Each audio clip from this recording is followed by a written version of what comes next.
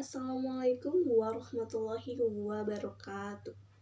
Langkung tipayun hayu urang panjatkeun puji sareng syukur ka Allah Ta'ala nu mana kalayan hidayah sareng inayahna urang sadayana teu sakempel dina ieu tempat tinu kaayaan sehat walafiat.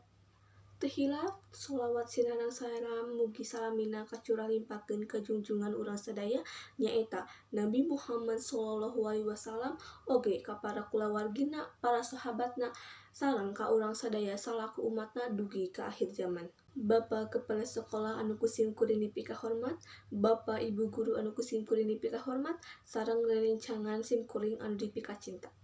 Para hadirin anu kusim kuring dipi kahormat. Dina kesempatan ieu abi bade nerangkeun sakumaha pentingna pendidikan. Di zaman ayeuna, zaman anu serba canggih, pendidikan teh penting pisan. Kusababnya eta, pendidikan teh pikeun bekal urang ka hareupna keur jadi jalma sukses sarta jadi jalma anu panerus bangsa ka hareupna. Ku ayeuna pendidikan, urang teh jadi bisa jeung ngarti. Nah, kusabab kitu, pendidikan oge jadi rencana urang ka hareupna rek jadi naon. Ku menangna ilmu tinu pendidikan, urang tiasa ngejar cita-cita urang nepi ka miboga karir. Ku miboga karir, urang tiasa meunang pagawean anu alus sarta pagawean anu dipikahayang ku urang sorangan.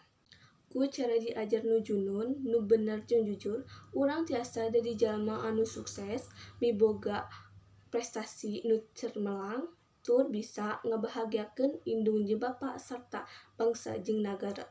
Para hadirin mun cekap sakitu nu tiasa kusim kuring dipi kahatur, hapunten bilih aya kelepatan kata atau basa sim kuring juita permata hati ti 11 MIPA 3. Wabillahi taufiq wal hidayah. Wassalamualaikum warahmatullahi wabarakatuh.